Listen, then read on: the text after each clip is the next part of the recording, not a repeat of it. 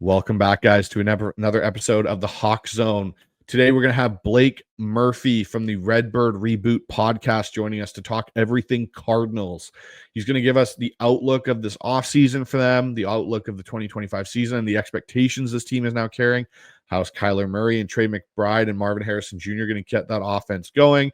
And what do the changes look like on defense that they've made in Arizona, the youth that they've brought into this team in Will Johnson, in Walter Nolan? And how does this whole culture there with Gannon and Austin Ford look different for Blake from what it used to be with Steve Keim and that era of Arizona Cardinals football? So make sure, guys, check that out. It's coming up next.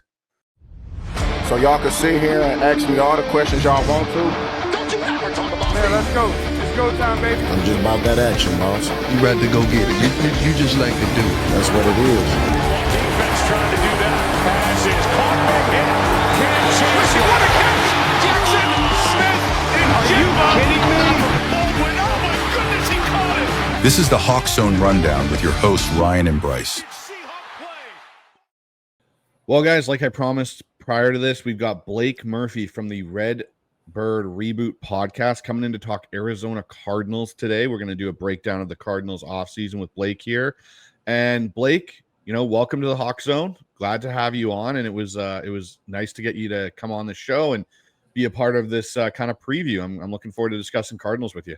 Yeah, thanks for having me on, Bryce. No, it's something that's always fun, I think, to be able to, some people say go behind enemy lines. For me, it's more of just we're all kind of doing the same thing, just slightly different allegiances. And NFC West is probably one of the more fun divisions in football when you talk about just the history of what we've seen of just being a very competitive division over the long haul. So it's going to be fun to dig into it because this is kind of an interesting year for the NFC West as a whole, as we'll get into, especially with the Cardinals and Seahawks having some pretty key off seasons and pretty important seasons ahead of them. Yeah, and so let's kind of just start with this basic icebreaker question I'm going to ask you, Blake. Obviously the Cardinals made some bold decisions this offseason and some different, kind of maybe for some people might consider shocking roster decisions, but comparing what the Cardinals did with some of their bold moves to what Seattle did, obviously, with some of our bold moves, what one surprised you more? Yeah, Arizona, as far as with some of the moves that they made, it really was more the surprise that they ran it back with their offense for the most part. They really only lost one offensive free agent in Will Hernandez, who they then promptly re-signed over this past week. The defense, on the other hand, they made quite a bit of investment into. They drafted, I believe it was out of the 7 draft picks that they made, 6 of those were on the defensive side of the ball, which makes some sense. Last year, even though yards-wise, they were probably about middle of the pack or so, when you look at the pass rush, the ability to stop the run, really it was just keeping teams out of the end zone and holding teams to a few field goals with some good stands that really was part of why they were ranked as high. They didn't take the ball away as effectively, and we saw late last season, despite getting off to a great start, being first place in the NFC West, they had one of those second half slides. And what we've kind of seen is they've looked at this and said, hey, it's a big and important year for Arizona. They've kept a lot of stuff in place, and they're expecting a step forward in year 3 of the offense, a year 2 for Marvin Harrison Jr. to be able to kind of take that step forward. And on the other side, if you want to talk about changes, the Seattle Seahawks, they made a ton of changes on the offensive side of the ball, which is really what stands out, because that was one of the areas that I think going into last season, if you had said which team has the strength, which is the weaknesses, Cardinals and Seahawks were on the opposite end. Cardinals' strength of the offense, weakness on the defense, Seattle vice versa. And we've seen quite a few changes, none, of course, bigger than the quarterback shift for the Seattle Seahawks. Yeah, I know it's kind of interesting because when you think of, the Arizona Cardinals and to that point, like Jonathan Gannon was known as a defensive-minded head coach. Like that was his thing. And to see the defense kind of struggle throughout last year for the Cardinals, and then the offense obviously was kind of, like you said, the strength of it. And then on the flip side, Seattle, it kind of played out to a way we thought. Mike McDonald would come in, it would get going, and obviously they made some acquisitions in mid-season last year with the shipping out of 2 linebackers and bringing in 2 new linebackers to take over those roles. It's going to be interesting to see how Clint Kubiak's offense here in Seattle, and obviously with the departures, which we'll get to at a point, changes the outlook for this team and for the division, because I think in a lot of ways, I think Jonathan Gannon will get that defense figured out. He, Will Johnson, who got drafted, Walter Nolan, as you said, there were investments made to fix that area of the team, and your offense was already functioning to a point. And as I know you talked off air a little bit, it is a big year for Kyler Murray.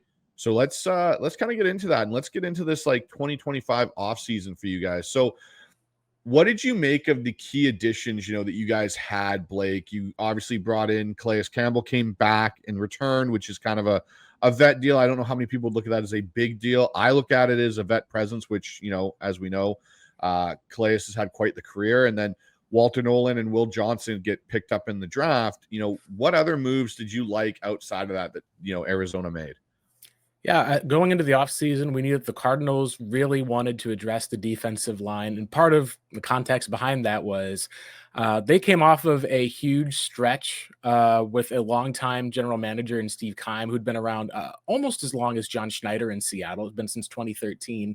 And the Cardinals had kind of been in a place, if you look at, and people, we're thinking back a couple of years, but you think back to the 2022 season, kind of the end of J.J. Watt's career, Kyler Murray tears his ACL, the Cliff Kingsbury experiment that had kind of been going on ends 1 year after the team starts 7-0.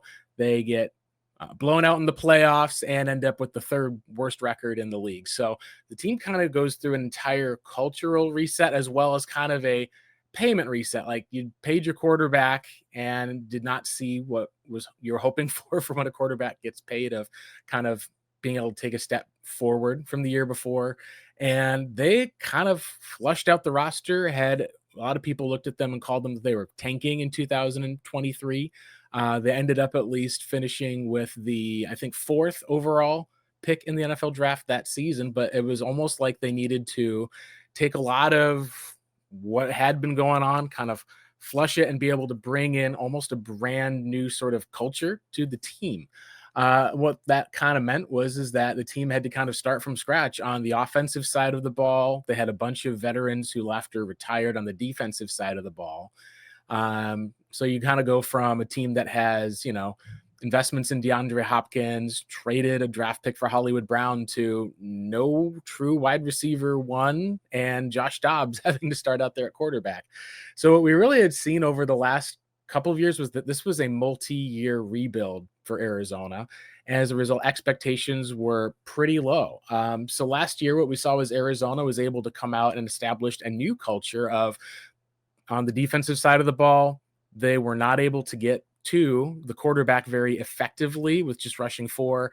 They tried to bring in a couple of run stuffing, healthy defensive linemen, and those guys hit IR within the first 2 weeks of the season for the most part. And so you ended up with pretty much an identical depth chart to where you'd been a year ago on the defensive side of the ball, with quite a few rookies having to kind of make do for the first time, or these kind of cast off veterans.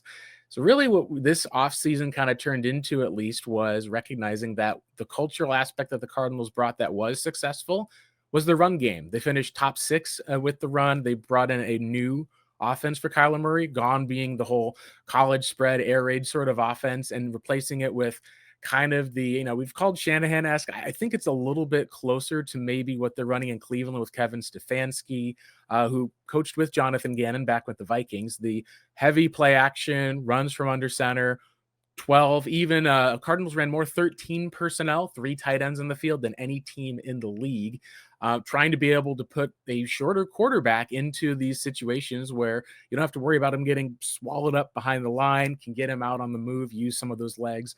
In a lot of ways, it's almost kind of a return to form from what we saw from the early 2012 to 2015 Seattle Seahawks with Russell Wilson. Like, the biggest difference, of course, being you kind of have the run heavy offense with those receivers. You didn't have the Legion of Boom to go along with it.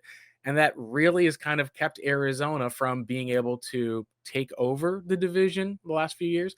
But we saw last year, at one point halfway through the season, they were in first place in the division after the Niners fell off. And what we see this year is they're trying to continue to build on that and then fix what their biggest problem was, which was being able to get after the passer, stop the run, and being able to take away the ball. So I wanted to kind of ask you there about that offensive topic that you just went on there a little bit, Blake, with, the style of offense the Cardinals have now shifted towards being the under center, being the run heavy play action type team, hitting those, targets over the middle. And that's one thing Marvin Harrison Jr. does quite well, is run those in breaking routes, those deep ends, digs, posts, in sits.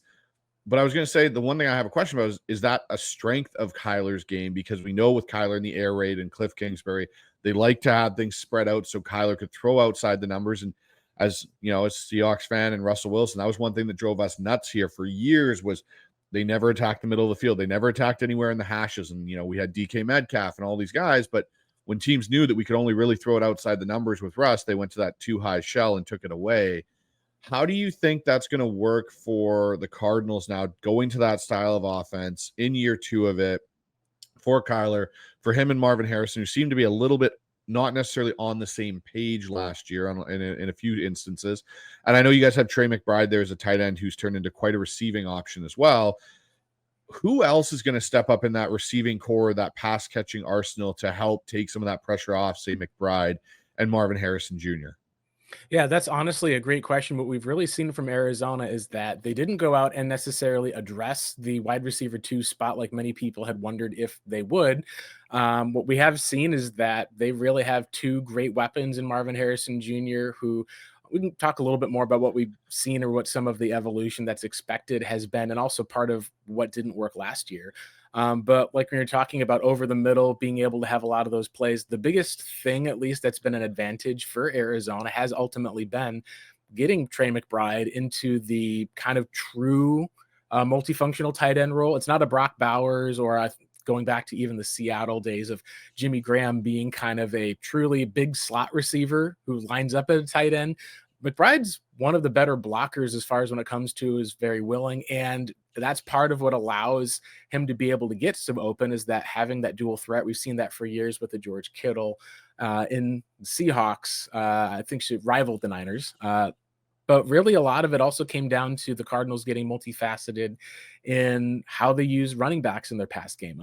James Conner actually caught a lot more balls out of the backfield than people think. They like to use him as a mismatch guy. They drafted Trey Benson as a similar sort of skill set, maybe a little bit different. We can talk more about how that may look this past year. But really what they kind of decided to establish was being able to find mismatches on the ground. Counter is their bread and butter. They love having guards who can pull, be able to find different places. You can then see a lot of times where you'll just get a helmet on a guy who's a linebacker or safety in space and allow James Conner, who is one of the still at 30 years of age, he is still very good at breaking tackles, has that veteran vision to just be able to lead, follow his blocks, and still be able to create. That then is kind of what forces safeties down into some of the box to be able to stop. And we also know what Kyler can do with his legs as well. That's been one of the areas, at least this year, that's going to be interesting, is the passing offense last year was a little bit underwhelming at times when teams were able to take away the run, and it was difficult. Arizona's rushing attack has been one of those places where they've been consistently able to get yards, burn clock, keep control of the ball. It was the passing attack last year that ultimately, when they would get into 3rd and long situations, they really struggled and oftentimes would kind of get into these ruts that they weren't able to get out of. I think that the biggest question for this year is going to come down to 3 guys. It's going to be Michael Wilson, who's the 3rd round draft pick out of Stanford. He's done exceptionally well as far as with getting off of press coverage with quick slants, quick releases, comebacks, and out routes. Kind of a different skill set than Marvin Harrison Jr. Still a big body who blocks well at 6'2". But he's not been able to stay healthy. He has struggled to be able to play an entire complete season, finished last year on injured reserve. He's got one of those areas of having potential to hit 1,000 yards, but it's just kind of stalled out at 600 yards each season.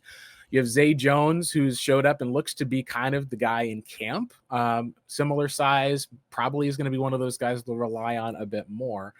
And then they don't really have a deep threat on the roster besides an undrafted guy named Xavier Weaver. He had a touchdown reception in the Cardinals preseason game this last week.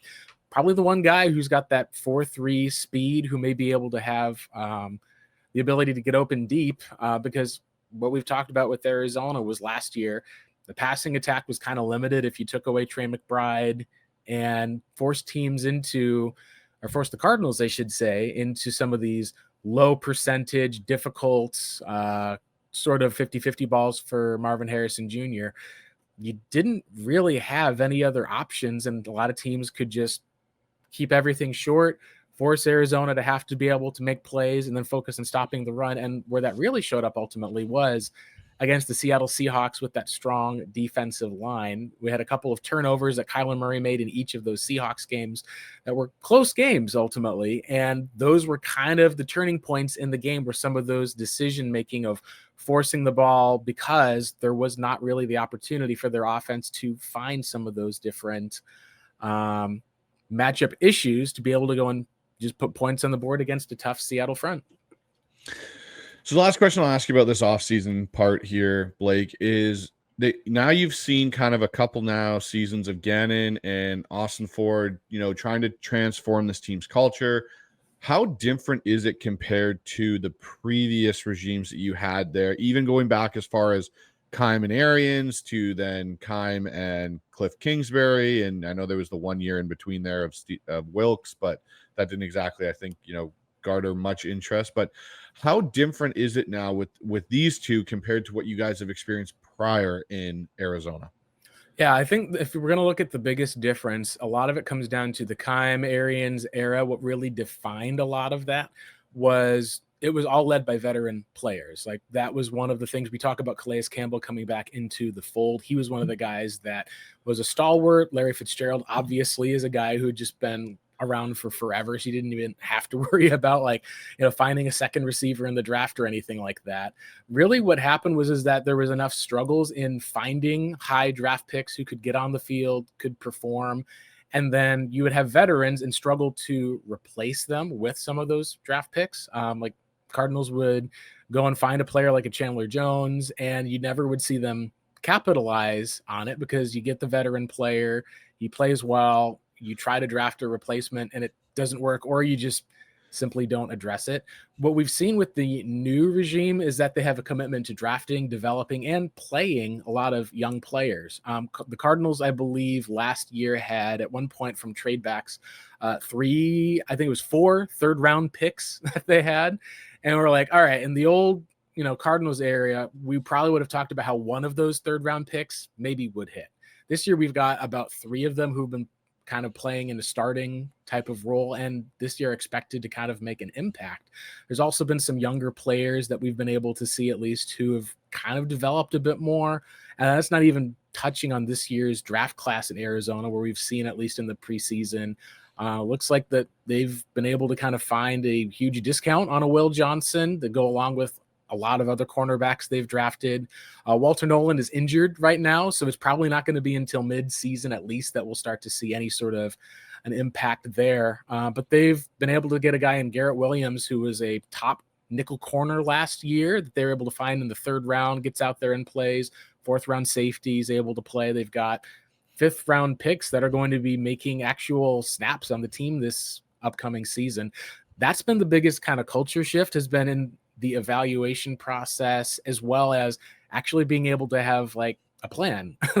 Cardinals were always, we got to win it all this season. We got to go and get that next big contract. Having a little bit of time has allowed the Cardinals to bring in a veteran on a 2-year deal, draft his replacement, let the veteran walk, and then having a rookie ready to step up and take his place has been like revolutionary for Cardinals fans after a lot of years of seeing the team make a swing in the draft, miss on it, and then kind of have to make another big swing to replace that or sign an expensive free agent. And what we've kind of at least seen in this case, that's maybe, I don't know if I could say scary, but at least should be of concern to other NFC West fans, is that's what leads to sustainability in the long term. It means that you're not going to have to worry about one big year for Arizona and then they kind of go back to maybe 3rd in the division, but continuing to build and have that sort of culture that's able to continue to find talent, develop, and be able to move forward as an organization is something that is a very different approach. And from what we've seen, it's a capable enough coaching staff and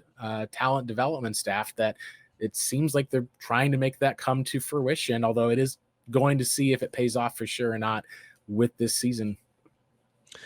Yeah, that was the one thing I was going to say that for me, at least on the outside looking into the Cardinals, is Austin Ford's had 28 draft picks since 2023, right? So he's been able to, like you said, bring in young talent that actually is developing and becoming a part of the culture there and not spending so much on the big time free agents. Like, yes, you bring back Calais Campbell this year, but Calais Campbell isn't going to break your bank, and you're bringing him in for a very specific thing. Let's get these guys to understand how to be pro players, how to do those things. You can give us some snaps here and there and affect the pocket still by collapsing it. But to me, I am a little bit more worried about the Cardinals not being so boom or bust as they've been in the past, where, hey, you get 2 solid years like you had with Palmer there and Arians in like that 2013 to 2015 kind of range, 2016. And then it kind of peters off for a bit. And then you guys come back up for a season and you peter out. Like, I feel like you said, there is much more optimism to have a sustained culture and franchise going forward, which again scares the rest of the NFC West a little bit. So speaking of this season particularly, Blake, what are your expectations for the Cardinals this year? This division, I think, is going to be one of the more competitive ones, if not the most competitive division at some point throughout this season. We've got teams that I think personally, none of them are going to finish below 500 unless they have massive injuries that they sustain throughout the season. And we're talking like key components, like it would be like for you guys losing potentially Kyler and, us losing some of our big key weapons here, like a Darnold for say, or, a JSN and stuff like that. What is your expectation of the Cardinals within the division and then within the entirety of the NFL? Do you think they're a playoff team? Do you think they're still maybe a year away? What are your thoughts on that? Yeah, I think when you look at how their offense was last year, what it really came down to was they were able to beat up on bad teams, and then had a couple of times when they played a playoff team, they just got kind of decimated. And a lot of it came down to the defense was so boom or bust, where if they could not get enough stops, it put the offense into bad situations. You take a look at some huge blowouts against the Packers early in the season, being blown up by the Commanders. They're kind of in that spot, at least, where the defense now has the talent. They go and sign Josh Sweat in the offseason, like we've talked a little bit about, Calais Campbell. They've at least been able to always scheme up their linebackers, but having a lot of healthy defensive linemen and then getting, a talent like a Walter Nolan. The big thing as well is that their secondary is probably going to be up there with Seattle as far as the strongest, and it may take a step forward depending on how good Will Johnson is right out of the gate. You already have probably one of the best safety tandems in the NFL, plus like kind of the heir apparent coming in with next year. And Arizona spent a lot in terms of draft capital. I think it's about 2 third-round picks on corners and then 2 second-round picks on cornerbacks. They have a really strong overall secondary, at least with kind of Will Johnson showing up. And so far in camp, he's looked like the dominant cornerback one that a lot of draft analysts expected that he could be. Which is something, at least, to say if that was a huge need for Arizona, was like you could kind of get by with, having a couple of cornerback 2s and 3s as long as your pass rush is good. But their biggest thing is they have not been able to get to or affect the quarterbacks. That's why they went out and addressed it with Josh Sweat. They're going to get Darius Robinson, who was their first-round pick, along with Marvin Harrison Jr. a year ago. And that's kind of the ideal this year, is that you're expecting, if the defense takes a step forward where you can start getting pressure with 4, you already have a very unique rotating and blitzing scheme with Nick Rowlis, who's been a pretty good defensive play caller. You also have guys they've drafted with ball skills to be able to get turnovers. Will Johnson's gotten his hand on a bunch of balls in camp, at least already, as far as realizing he may be that guy who actually has the ability to sit back in zone, make some plays, get some turnovers. If the offense stays consistent and healthy for the most part, you're probably saying that the goal should be 10 wins for this Cardinals team. And I think their schedule this year kind of plays out to some of that too. They do get, the NFC South, but a weaker AFC South as well. And then some of the other games that they have, there's always going to be a team or two that kind of stumbles where you're like, oh man, this game looks impossible up front, and then you get to it and you're like, all right, they're on their 3rd string quarterback. So the biggest thing they also did, as far as for wanting to win, is they kind of set themselves with a higher floor this past year. They don't have 5th-round draft pick Clayton Tune as their backup. They go out and pay Jacoby Brissett for the last 2 years. So you're probably looking at about a 6-win floor, worst case scenario considered, given there's still athleticism, an effective run game. They have some depth now at the offensive line spot. Maybe losing a Paris Johnson Jr., their starting left tackle for the year, would be one of those tough to overcome sort of scenarios. But at least as long as you're able to not have so many injuries to him and Trey McBride, you're probably looking at this team and saying you should go out, try to split in the division like you did last year. Cardinals went 3-3 in the division. Probably have a shot at winning the division if it came down to winning one of those Seahawks games and maybe one, slightly out of target touchdown pass that was bounced off of Trey McBride's helmet and went to the Rams. They played Los Angeles very well last year, ultimately, in both of their games. And the Rams are one of those teams that had a chance to go to the NFC Championship game this past season. They're one of those teams that beats themselves. And this year, because they have talent and everything, the expectation is pretty solidly set at being able to make the playoffs. But the other expectation is that Kyler Murray has to be able to prove that he's going to be a higher step up as a quarterback because he was not drafted by this regime. There's going to be some limitations you're going to see to his game, partially because of not just like people have said the height or other areas, but whenever you get a guy who's not a top 7 quarterback or so, there always is that tension of, can you find that guy? And is it worth it to get that guy either on a rookie contract or upgrade? And then how much of it is kind of taking that for granted? Like, I feel like as a Cardinals fan watching the Seahawks this last off season, Geno Smith, I felt like was underrated for so long. And maybe that's because the Cardinals technically never beat Geno Smith as the Seahawks quarterback. They should have in 2023, but Matt Prater decided to miss 2 kicks to make sure that they got Marvin Harrison Jr. or whatever the lore is for all of that. It's one of those cases, at least, where a lot of times you have to be able to know what you do have as far as a quarterback. But in an NFL where everything is about championships, it doesn't matter if Kyler is setting passing records or just being able to be a young quarterback that's entrenched enough to be able to continually perform and be decent year over year. The standard ultimately is much, much higher when you've got not just a Patrick Mahomes at quarterback, but see a team like the Eagles win the Super Bowl, see a Jaden Daniels be able to take over, and then have multiple Super Bowls in your own division with the Seahawks, Rams, and Niners. Although it's been a little while, I guess, for San Francisco, unfortunately. And you've got no titles of your own as Arizona. That's what fans have wanted and expected. And it feels like without that, it is one of those spots where there's going to be questions about Kyler Murray of anything shorter than a playoff win this year, which is a high standard to have in a tough division. So how many years, I'm just trying to figure this out in my head right now, Blake, how many years left does Kyler have on his deal? Yeah, so his deal that he last signed entering 2022 is good at least, and he has the first time that they could potentially opt out would probably be this past year of having to take a cap hit for the most part. But he's been signed through, I believe, the 2028 season because when he did get that signing, I should say, yeah, it's 2028 technically is where the potential out is. So he's through 2027. It's a spot where when he did sign that deal in 2022, it added to the end of his rookie deal. Right. So that means that it's basically signed through age 30. So that was the long-term commitment, guaranteed money. A lot of people had questioned, is this the right time to sign Kyler? And a lot of his fans were looking at it going, there was tension and issues and problems, but you look at a team like the Cleveland Browns chose to not sign Baker Mayfield to that contract, swung for the fences and missed. Arizona, we saw without Kyler Murray for 10 games, I think 9 games in the 2023 NFL season. They didn't go out and address the quarterback position like they could have, but you kind of knew there was not really a need to.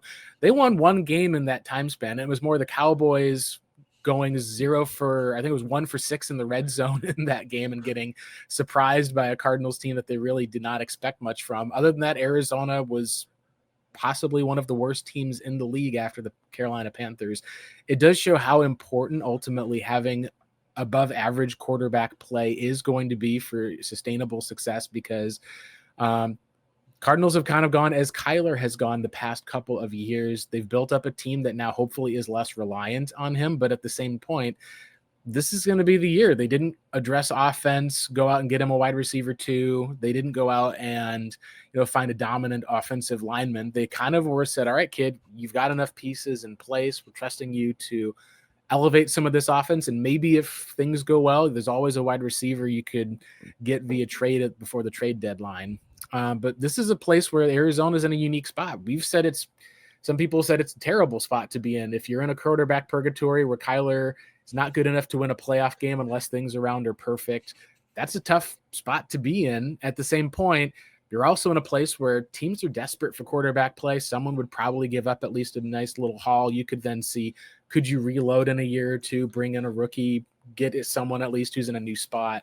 The Seattle Seahawks took the approach this offseason of saying, we believe we can get younger and potentially cheaper, moving on from Geno Smith to a Sam Darnold, and bring in some competition with I think it was a third round pick, at least out of Alabama, in Milroe, being able to not build everything around the quarterback, but trusting the defense in place and a better offensive coordinator and some, new weapons to be able to kind of carry that offense. Arizona's taken almost the opposite approach. Like, it's not that they've doubled down on their quarterback, but they've kind of put it in a spot where, as a lot of people have said, everything is going to be on Murray to either kind of come through and succeed, because if he doesn't, the coaches are established. They've been able to turn things around. They'll be able to get enough picks. You're kind of in a spot where if you're a Seahawks fan, you're almost kind of hoping that you can get Kyler Murray to consistently play at a good enough level that you can never really move on from him. And yet at the same time, he's never able to launch into the top half of the division, because that's kind of that weird middle tier spot, at least, that, it's like in the NFL, you'd rather be awful or you'd be really, really great. If you're in the middle, you're always going to have question marks. And that's where Arizona enters this season, with some question marks, hoping to kind of take that step into being one of the top 10 teams in the league. So with that being said, Blake, let's take a look at your opinion on what Seattle did. So you kind of mentioned there the move we made in our quarterback room. Like, our whole room is now different than what it is last year. Last year we had PJ Walker, Geno Smith, and Sam Howell at this time going into training camp and preseason. Now Seattle finally, I think, decided, for what it was, there were a couple factors with that Geno trade. I think Geno wanted to play for Pete. If Pete hadn't come back to the NFL, I think maybe Geno's still probably a Seahawk in some respects. The other part is, like you said, Seattle went younger. They did ship Geno out. They go bring in Sam Darnold. They get Drew Lock back here, who's someone that John Schneider and this organization really likes, and on a 2-year deal as a backup. You basically have signed Sam to a 3-year deal, but have outs after year 1 and year 2 if it goes awry. And then you go and take that pick you got for Geno and turn it into potentially someone you look at as a franchise quarterback at some point down the line here in Jalen Milroe, and you reset that quarterback room in age, and you also reset it in money value and cap, and where you can now allocate some of those extra funds throughout the team. What did you make overall of Seattle's offseason moves? Geno gone, Tyler Lockett's gone, who I know Cardinal fans are probably rejoicing over the fact Tyler Lockett is now no longer in this division, and DK Metcalf now being gone. What did you make of the moves they made and who they then brought in to kind of fill those voids, as well as what had they done on the offensive coaching staff side of things? Yeah, no, the biggest thing I think you can say is the Seahawks had a bold offseason. Like, the Cardinals this offseason, not bold. Like, you can say, oh, they're bringing back Josh Sweat to play with Jonathan Gannon. Oh, they're going to go out and be able to address the defensive line and cornerback room. Like, those are things expected. They're going to return a lot of the guys to their offensive line and find depth for the most part on what was a really good rushing attack last year. There was nothing, at least in the Arizona Cardinals, that they did that you would really say was bold or outside of the ordinary. Whereas with Seattle, they essentially said, we're going to take kind of this, core that we have of Geno Smith to DK Metcalf. You have Tyler Lockett at least aged out, but you already had a Jackson Smith and Jigba that was ready-made to be able to replace that impact. They really went out and said, we're going to just say that the passing game that we have, we can change it out without losing some of that production, which is kind of bold. And then being able to say at the same point, we're going to move on from a DK Metcalf at 27 years old, bring in a Cooper Kupp, who is a completely different skill set, completely different point of his career to kind of pay and replace him. And also looking at how they really are putting so much onto Gray Zabel, their first round draft pick, on the interior of the offensive line. Where Arizona, we looked at this past year and we're like, Cardinals went out and brought back Will Hernandez off a torn ACL as a depth piece. Like, they've drafted, developed, kind of brought back in a former Seahawk, at least, I think, ultimately, too, in I want to say Evan Brown. He was with the Seahawks before he went to Arizona, interestingly enough. And you look at that and go, like, this is one of those things where it's not to say it's going to be completely boom or bust, but this could turn out to be very, very bad for Seattle. It could also turn out to be very, very like, oh, okay, like they got younger and a bit cheaper. And, they kind of gambled quite a bit, at least on the year that Sam Darnold had with the Vikings, gambled a bit, at least, that the replacement in Cooper Kupp would be doing a lot more for them, of having the blocking, having some of like the differences in separation versus the traditional X receiver in DK Metcalf. It's a spot where I look at that, at least as a Cardinals fan, and kind of go, I've feared Geno Smith and DK Metcalf a little bit more than Darnold, because a lot of what we've seen from Sam Darnold has been that it's really been in some poor situations for him. He finally gets a little bit of development in San Francisco, goes onto a loaded Vikings team. I don't know if this Seahawks team is the same way loaded, and everything is going to be so new. It's a new system, new players. Like, it may take a little bit of time. And so it really comes down to at least Mike Macdonald and the defense's ability to be able to maybe, tide things over for the first part of the season. But it was one of those cases, at least, where I really had a hard time accepting that would be the move for Seattle, because the floor to me feels so much lower potentially. If you have Darnold goes back into turning the ball over and has to be under pressure a bit more, especially with, a rookie on the interior offensive line. There's been injury histories for Kenneth Walker and Cooper Kupp over the past few years. It's one of those places where it felt like that the floor for Seattle could be a lot lower, but maybe if your argument is, well, we probably have our ceiling set pretty well, and no matter what we do, that ceiling is going to depend on getting a young quarterback like Jalen Milroe hitting and coming in here to expand that ceiling, then it's one of those places where I can say logically it can kind of make sense to me. But the reality of the NFL is, if you make a lot of these bold changes and it doesn't work, then that could be a really quick way to lose a lot of confidence, a lot of faith. The Cardinals were one of those teams back in 2018 that made a huge amount of changes coming off of Bruce Arians.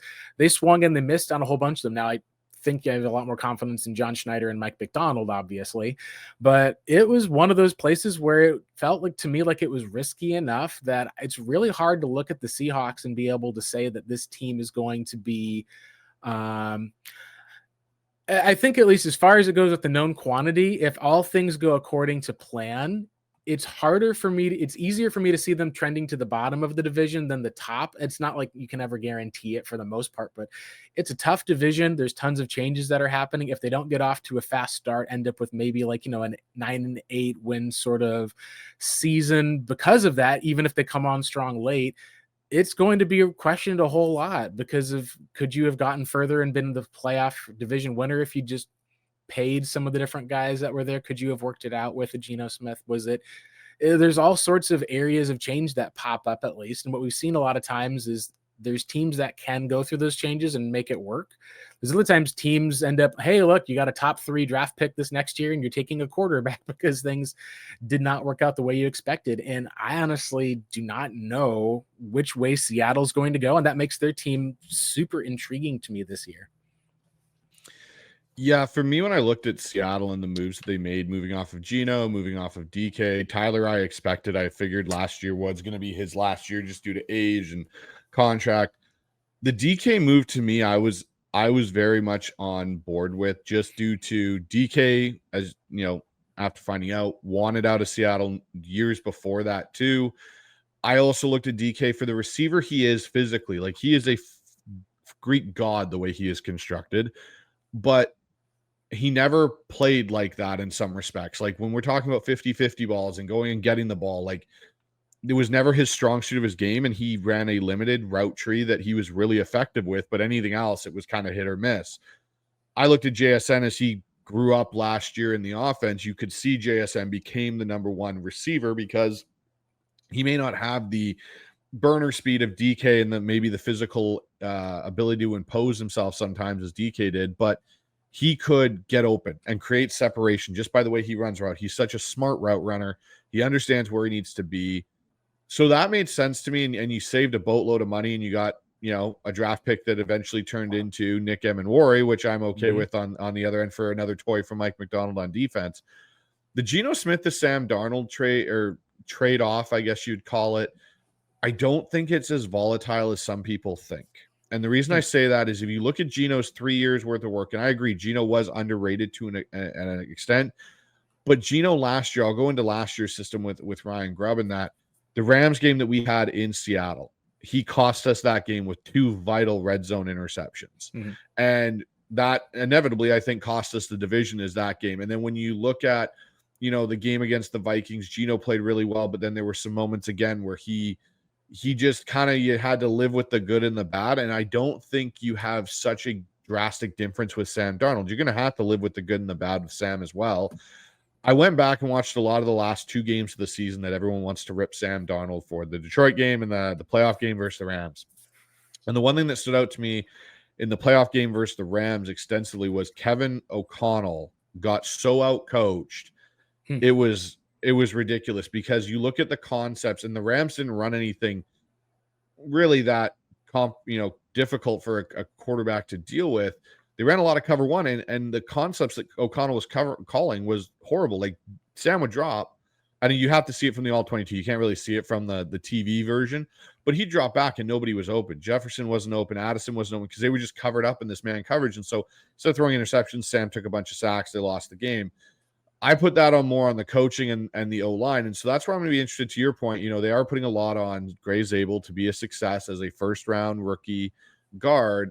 But I think the biggest component to Seattle's offense having success may not be Sam Darnold and Cooper Kupp and all these pieces they brought in. Like, they will have an effect. It's going to be Clint Kubiak, John Benton, Rick Dennison, and this coaching staff, and how they establish a run game in Seattle, because that's something that we haven't had for years. We had the one game last year against you guys, oddly enough, where Charbonnet went off and we figured out how to run the football for a week.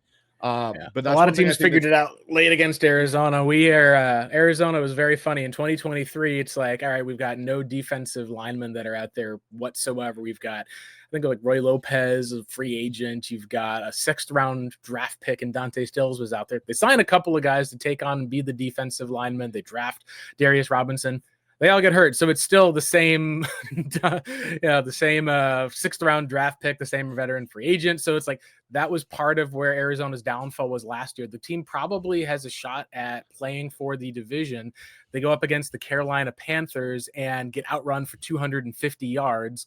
And they put up 30 points, but you're like, the defense had no defensive linemen, no healthy linebackers at that point.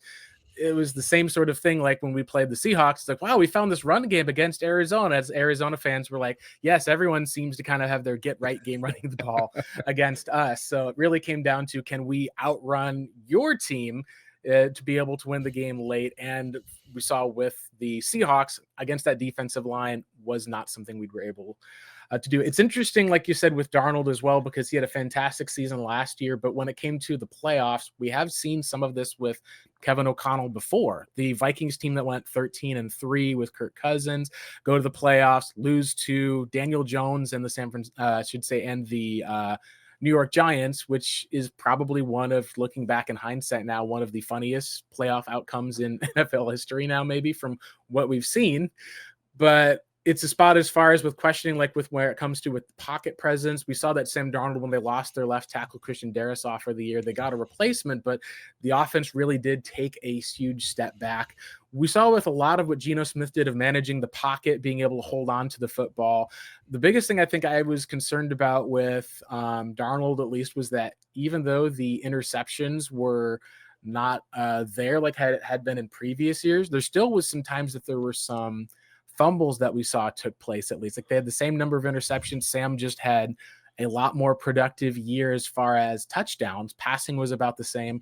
That was the biggest area I think that it'll be interesting to take a look and see, because Sam Darnold, I believe it was, had about, I want to say it was, they have similar numbers of sacks, at least. It was about 330 for Sam. Geno, it was about 330, but Geno Smith had I think it was as far as the number of sacks that were taken, when you look at the tape, it becomes pretty clear and pretty apparent that Seattle did not have a good offensive line last year.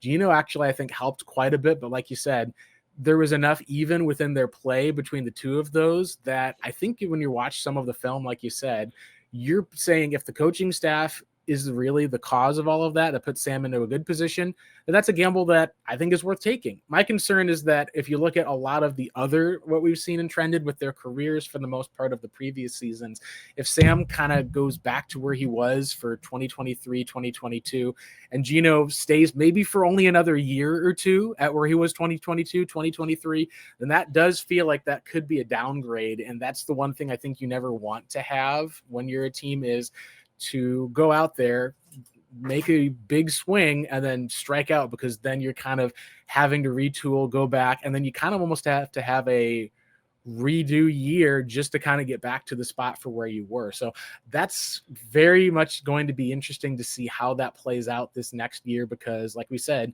Seattle and Arizona now are, at least talent-wise, trying to get to a similar spot, and then it's really going to come down to, can the offensive staff for both of these teams do well enough against these defensive head coaches against each other? I'm very curious to at least see, because if Seattle gets it right, then that's going to be a huge feather in the cap of John Schneider, who is, I believe, the longest lasting general manager in the NFC West, and has a lot to show for it ultimately, with some Super Bowl titles, the crazy move of moving to Geno Smith and actually improving overall with him from where they were at with Russell Wilson. There's a lot to kind of be praised for, and that would be another feather in his cap if it can pull off. I think the other biggest factor to the downfall last year, in the last two games especially, and to your point about the left tackle being lost for the Vikings, was the run game for the Vikings started to struggle greatly after that. And that's the one thing I look at in this situation. And here's an interesting stat I'll give you, Blake, just out of, the other, the Thursday night game for the Raiders for Seattle. And so one thing that was interesting last year with Ryan Grubb was Geno had a total of 6 under center play calls all year for straight drop back. 6. The entirety of an NFL season, he only dropped back from under center 6 times. Drew Lock dropped back alone 7 times from under center in Clint Kubiak's scheme. And that to me is something, when you look at an offense and you look at understanding how to call a game, having those varieties in what you do from shotgun to under center to the style of runs and stuff, and being able to actually have that make sense and be cohesive is a huge advantage. And that's why I think if Geno had stayed and Clint Kubiak was the coach, I think Geno would have been set up for a great season because of having that experienced NFL offensive coordinator. And to your point, even with what you guys have there with Petzwig now as the OC in Arizona, you're seeing that too, going from what Cliff Kingsbury was of this air raid, spread it out, couldn't really counter anything, to now you guys are able to, with your run game, to then setting up these play actions, to getting Trey McBride and Marvin Harrison open in different situations by scheme, and not by, they're just a better athlete than who they're going against on that particular play. But let's pivot to the NFC West as a whole. What do you think of, obviously the Rams are here, the Niners are another team. The Niners got blessed with probably the easiest schedule in the NFL this year, and I'm sure they are grateful for that. How do you see this division as a whole wrapping up? Real quick before with that, it was interesting you're talking about with Kingsbury, some of the air raid. What a lot of people forget about was the Cardinals were a run-heavy team during that whole time period. They would spread teams out and then be able to run the ball against light boxes with James Conner, and that was one of those things of where the team then was able to kind of have a unique play action look, where once the passing attack actually got some veteran receivers around, you were like, oh, this is like a team that can beat you multiple ways. Unfortunately, those guys are all like 30 plus for the most part on highly paid deals. And that was kind of where there was always a time limit that came with whiffing on enough early first round draft picks. When it comes to the way that the rest of the division has been built, it really ends up feeling like, out of all of the teams that, at least with how they're playing right now, Arizona is the most known quantity, which is wild to think about. But the Rams have not had Matthew Stafford. He's seemingly the last couple of years has either been Super Bowl caliber or like NFC West championship game caliber, or he's missing with time. The Rams are then kind of having to like make do, and it's difficult to know when you're a 37-year-old quarterback who's taken the hits that he has. It's something where the Rams seemingly have kind of prepared for the future. They made a huge trade back with the Falcons to get their first round pick next year. There's been, some rumblings already that people have talked about how their GM son Les Snead is roommates with Arch Manning, or at least connected at Texas. So you're like, all right, maybe they're kind of in here for trying to find an heir apparent to Matthew Stafford. They still are probably the class of the division, just with the talent level that they have of actually spending draft picks to build up the defense, having a new refreshed offensive line. And of course, finding Puka Nacua in the 5th round has been like, I think we joked about it as Cardinals fans, saying like, oh yeah, Cardinals fans, we tanked for a whole season to get Marvin Harrison Jr. And of course, Puka Nacua ends up coming in and just lighting up the league first thing, of course, just 'cause that's how it feels like the Rams are just blessed in whatever they do. That's a lot of where the questions are, because they're so Stafford dependent, because they haven't really addressed the offensive line. It is kind of like an area where they're either going to be the clear division winners, why did we ever doubt them, or it's going to be a rough year with injuries. The Niners are the team that right now seem to have a lot of injuries. Brandon Ayuk is probably going to start on the PUP list. They were terrible against the run last year, went out, drafted a bunch of guys to stop the run. Christian McCaffrey being potentially healthy again, even at his age, is going to offer up that offense a lot more. We saw Brock Purdy be able to develop and kind of carry a bit more of the offense, but they're also looking long in the tooth with George Kittle, Trent Williams. We never know if it's going to be his last season. We've talked about McCaffrey and his age. They probably are going to be, at least depending a lot on Ricky Pearsall in the passing game, and Fred Warner. It's just, they're kind of in a spot similar to where Arizona was a few years ago, where they're kind of trying to push for that last big Super Bowl push with some of the current all-pro talents that they have. That could turn into a good season for them, that maybe the next year ends up being tough, or it could be one of those spots where you bottom out, end up with another 6-win team, and then you start talking about a bigger reset going on in San Francisco. I trust their coaching staff with Saleh back in the fold too much for that. Like you and I said, we both think that they're probably going to be closer to 500. And we talked about the Seahawks with the huge flip. The most known quantity is the Cardinals. That doesn't mean that they will win the division, but I think that that sort of stability and adding to the areas on defense is part of why I think they should be trending in the top half. The expectation I'd have is Arizona's finishing either in 1st or 2nd would be the expectation. If they don't, you're probably looking at that and going, did they get decimated by injury? Did Kyler just end up blowing a couple of games, or they struggled in some late game situations where they lost 2 games that they should have probably won, got out coached maybe in a few areas? This is one of those places where I think that the expectation for the NFC West is everyone's going to be running the ball effectively. They all have great weapons. They all have, at least from what we know, veteran quarterbacks is the expectation. You're probably, like you said, going to look at these teams potentially cannibalizing each other. That doesn't get them into being a number 1 or number 2 seed, but probably gets you one of the toughest 3rd or 4th seed outs that you're going to have. And a division winner probably is going to lose to either an NFC West team or one of these NFC North or NFC East teams this year. That's going to be really interesting to see how the Cardinals play compared to other divisions, because the way the schedule lines up, it is going to be pretty, I think, pretty weak overall outside of the NFC West games. Like we said, for Arizona, pretty weak for San Francisco, having that 4th place schedule. I'm really curious what you think about the Seahawks with their schedule. They've got a 2nd place schedule that's going up. Arizona kind of gets a little bit of a break in some regards. They play the Panthers, and I believe they play the Cowboys, which one of the things we've talked about with Kyler Murray that's been very funny is that the Cardinals have never lost to the Cowboys since he's come into the league. They just, for whatever reason, since they were in the NFC East like 30 years ago, they've always just played the Cowboys super well and super hard. And I think then also the rookie quarterback and whatever the Indianapolis Colts have, Cardinals are going to start off fast this year no matter what. They have the easiest part of their schedule is up front.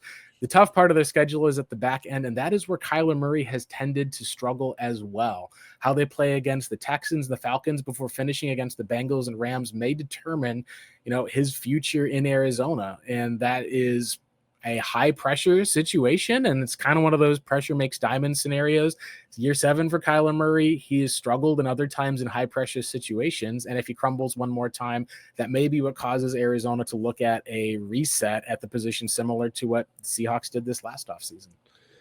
Yeah, when I look at Seattle, Blake, for their schedule, it's kind of, for me, there's certain parts to it. Like I look at the first, 4 games, and we've got the Niners at home, which is going to be a huge game. You got Pittsburgh, you've got the Saints, and you've got the Cardinals. And when I look at that, I go, okay, so you're 2 at home, 2 on the road, and they kind of break up. Seattle, in my opinion, should come at that 4-1 is my thought with Seattle and the way they are. Like, you need to put a good foot forward in week 1. Like, that game against the Niners is so crucial because we don't play them again till the end of the year, in the last game of the year, basically.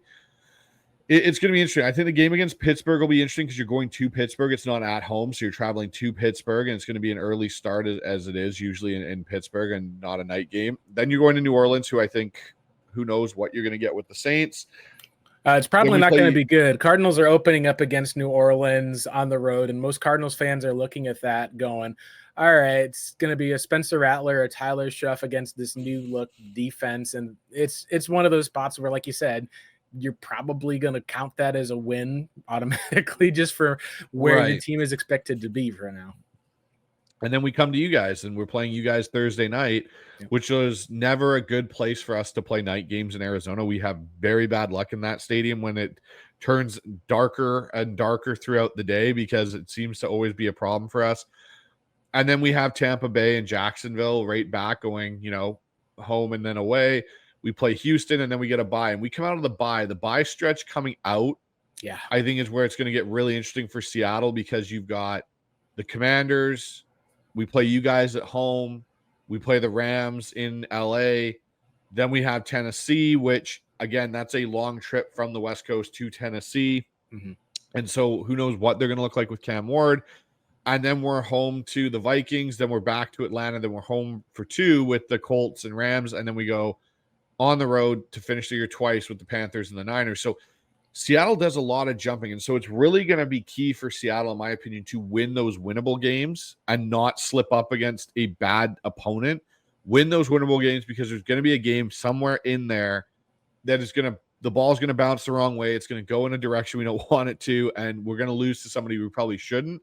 And it could come down to hurting us in the overall thing of the division. I think Seattle, personally, with everything they've done, I think the worst Seattle will finish is 3rd in the division, but I have more aspiration of them being 2nd and challenging for that division title than maybe most people do just because of the turnover and looking in on it. Having been there, having been to camp, seeing this team and how it functions, I think there's a lot more room for Seattle to be a better team than they were last year because I think the defense is going to start fast. It's not, you're returning basically, I think it's 12 of the 15 starters you had at some point throughout last season. You're adding pieces like a Nick Emmanwori to this unit, DeMarcus Lawrence, who looks like he's still got lots left in that tank. And you got Mike McDonald, who's probably the best defensive mind right now in the NFL, and he's proved it, I think, year in and year out the last 3 years with dealing with McVay's and Kevin O'Connell's and Kyle Shanahan's and how to handle those. I think there's a chance Seattle, low end, I think 9 wins. High end, I think they could get somewhere up to where 12 or 13 if things roll and break the right way and things all kind of mesh at the right point. But to a point you made earlier, those first 4 weeks, I think you're going to be banking on that defense and its ability of continuity to kind of carry you in some of those games because I think they'll be closer than most people expect. Yeah. And it's like you said, with it comes to, I think everyone in the NFC West is hoping that their team will be in 2nd or kind of pushing for, except for Rams fans. I think the expectation seems to be for Rams fans, you're probably going to be 1st or you're 4th because it's so dependent on Matthew Stafford. And of course, this is all, pre-injury, or there's always going to be things that changes. Someone's going to have to finish 4th in the NFC West. And that's what's going to be interesting. I went because of not knowing what we would get from the offense. I did pick the Seahawks to finish 4th more because of, like you said, they have to get out of the gate fast, trust the defense. The Cardinals have a shot to be that team that could finish fourth. If you look at how their schedule ends, they finish with the Rams, and in the last 4 weeks, they're at the Texans. They do play the Atlanta Falcons, but the final 2 weeks of the season, they're on the road against Cincinnati, whereas the Seahawks get the Panthers, which is, I think, a very big difference as far as talent and expectations. And then they're at the Rams week 18. So you finish with 3 of your last 4 on the road. The difference, of course, being Arizona starts off with a easy and simple enough schedule that it really, like you said, will come down to how well the Seahawks do in some of those NFC West games. You also are going to get, like you said, like San Francisco, Pittsburgh, New Orleans, Arizona. You want to make sure that you can at least come out of that 2-2 at the worst. Like if you go 1-3 to start, it's going to be really difficult to make the playoffs because there's just too many good teams, I think, that are left then on your schedule, such as Tampa Bay, Washington, Minnesota.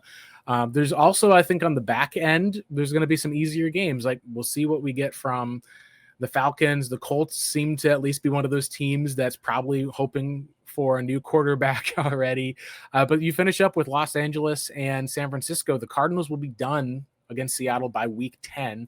So it's going to be really interesting to see how that first Thursday night game goes because, like we've said, it's a quick turnaround. It's going to be at Arizona's at home. We've seen Arizona struggle at home against the Seahawks, but like you said, it's a night game. So that puts it into a different sort of perspective. I think that ultimately what it comes down to is a lot of the season, not to say it all hinges on that one game, but you could probably see these teams go in opposite directions based off of that week 4 game in September, because there's going to be at least winnable games up front, probably both going to win against New Orleans, and the Cardinals will then turn around and play the Seahawks the week after playing the San Francisco 49ers. So if Arizona opens up, beats the Saints, we'll see how they do against the Panthers. They lose to the Panthers, then it's going to be a very, very different spot, at least when it gets to week 3, week 4.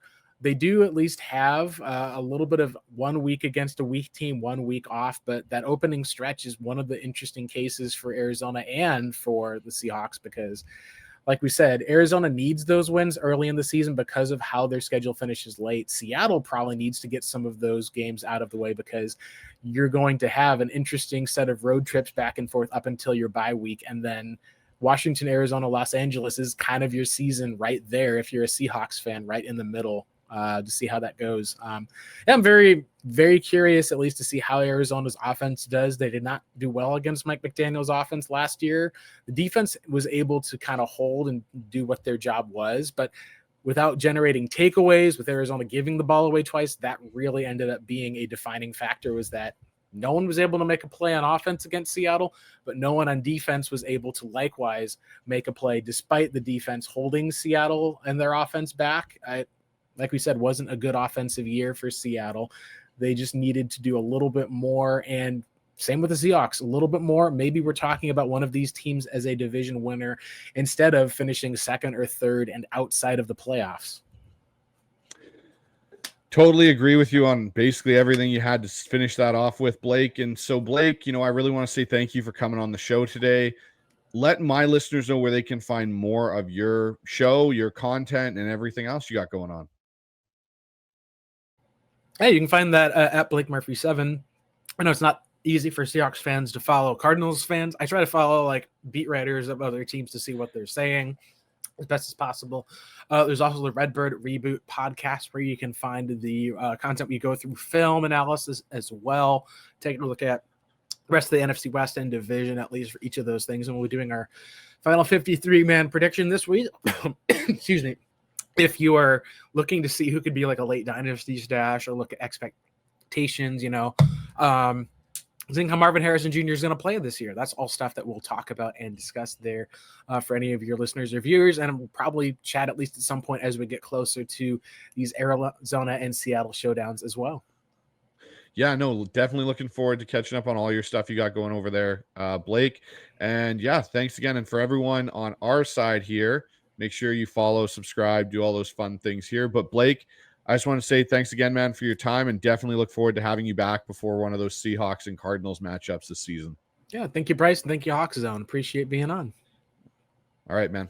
All right, guys, that was Blake Murphy from the Redbird Reboot Podcast, jumping on to talk about the Arizona Cardinals and what their 2025 season could look like, from their offseason to what he thinks they're going to do going into this season, and, you know, how he thinks Seattle also and the changes we made will affect the Cardinals and the rest of the NFC West. I really like Blake's kind of take on where that Cardinals organization is now as a whole, obviously going away from Keim and, you know, that Arians and Cliff Kingsbury kind of era to now this Gannon and Austin Ford era, and how they're investing in their draft capital. And, you know, as Seahawks fans, the Cardinals have always kind of been that team that they'll have those up years where they'll be someone that we're competing with, and then they'll kind of peter off. I feel like the Cardinals now are more in a sustained growth period. They're looking at a whole of building their culture and organization, not just singular winning seasons.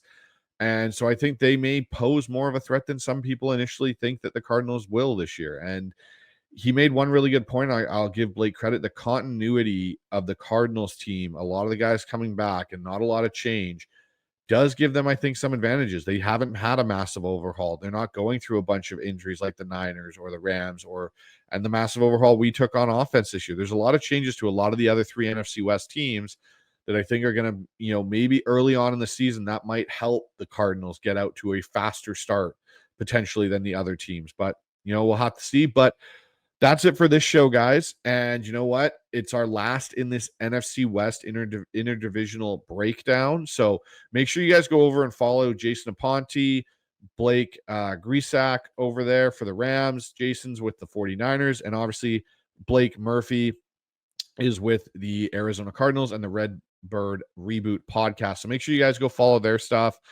Follow them on Twitter or X, whatever you want to prefer to call it. But on that note, guys, here, make sure you subscribe to the channel. Make sure you click that notification so you never miss an episode. Join the membership program, because there's going to be a lot of cool things that are about to be announced over the next couple of weeks for the season that members will get access to first and only in some cases. So make sure you become a part of that as well. Doesn't cost. It's cheaper than a cup of coffee. We'll put it that way. And speaking of that, you guys can also help the show out by going over and going to our link down below to buy me a coffee or a beer.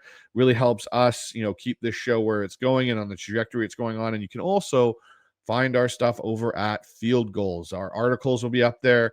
The show will be up there as well. Go over, check out the new page and how it's all set up there. Mookie Alexander and that group are doing a fantastic job over there, providing as much great Seahawk content to all you 12s out there. So make sure you guys go over and check that out. But outside of that, guys, make sure every post-game show will be live following a Seahawks game this year. So speaking of that, Friday coming up, we will have a post-game show following the Chiefs and Seahawks game. So make sure you come over live, check that out right after the game ends, and we're going to do a quick 45-minute to an hour post-game show. So make sure you come over there with your comments, your opinions on how the team did in the game. And yeah, with that being said, guys, as always, go Hawks.